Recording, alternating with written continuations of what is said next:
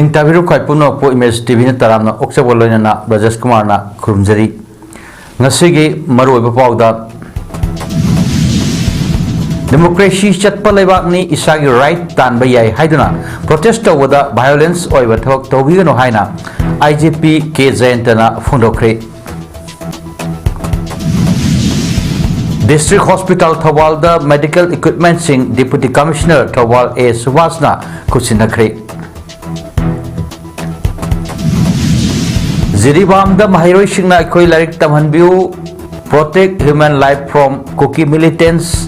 Haibi Wakat Kongchat Chatkri Loinana Jammu and Kashmir ki Katwa district terrorists ahum Nomaina Kaptuna Hatkre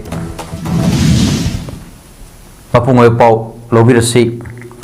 Manipur democracy chatpa lebak ni isagi right tan ba yai haiduna protest taw matamda violence oiba thabak tawbigano haina Manipur police ki IGP administration K Jayantana phongdorokli ngasi Manipur police headquarters te pangthoki ba pawgim pham amada wapam asi phongdokladuna IGP administration K Jayantana hai mahiroi singna mai ningtina tambu phangde haiduna agitation taw haibasi yamna maru oi Kadabu ngarang nahalgi agitation adudi tongan ba mawong amada tawki agitation tawwa haibasi lusing ba adugi makha poli atop pom kayadagi tawkiba agitation singda thohanning da thodok kya thoktana na ba police officers kayana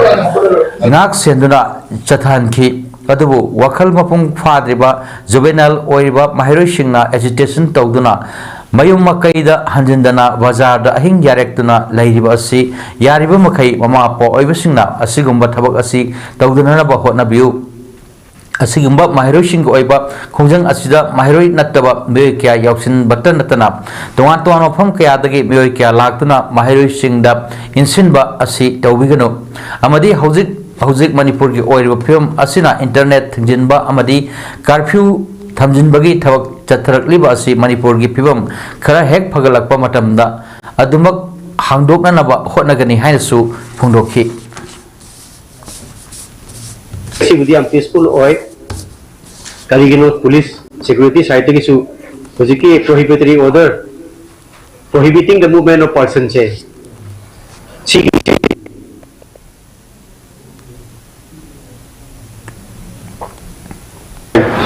Masih relaxation lakani, aduga hujiki internet ki keno situation improve tawta di masana dun hip tawti. Thank you.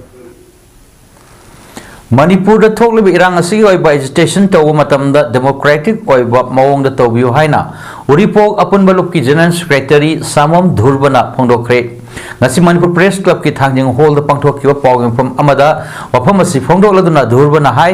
ngarang numidang miyamna chathakhiba khongjang aduda uripok ki pham kaya da khamduna leiba gari thugaiba lambi gi nakal da thamba potchei thugaiduna mangan tahalamba haibasi afabagi khudam nate lambi da thanba street light thugaiba lambi gi mayai da lei thabada sijinnariba sambal Tugaiba amadi plastic bottle bank kaya tugairamba asimak yamna laibak thibani miyamna karigumba khongjang ama changsin matamda democratic oiba mawongda khongjang sangsin biu ngasi fawbada Manipur da thokliba issue kuringmakta uripok apunba lupna sagatuna lakli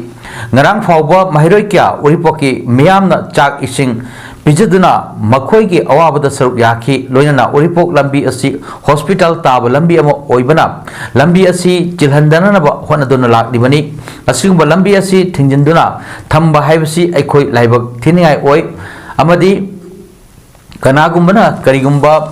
khongjang ama uripok maikaida sangsinna ba hotnarabadi uripok apunba lupta hana pau pibiyo hainasu phungdokhi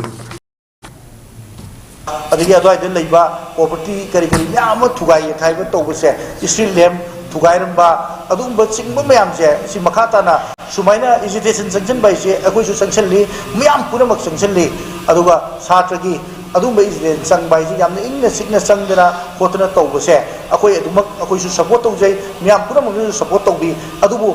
violence oiba mong dadi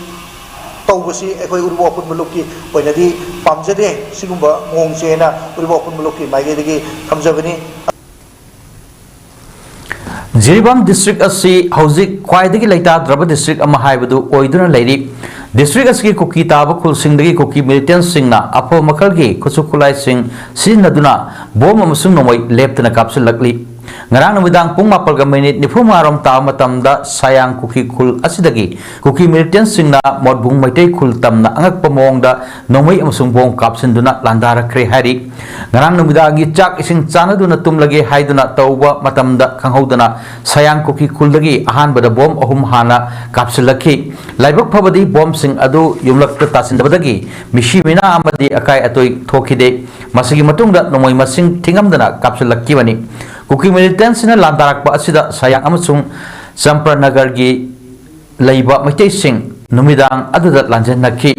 Kulngakpa khunjal sing nasu handuna kuki militants sing maikaida nomoi kapnabagi paw sing adu tabadagi mafam aduda jeribam policy kangbu amadi central force ki kangbu singa thomjilakhi hairi. Khunjal sing na phangdokpagi matung inadi kuki sayang khul asina singthak oina tawbunina nomoi amasung bom kaptharakpada khudong chaba haibidu oi maduna modbung Champanagar na singba maitai khul sing asi aikhoigi nomoi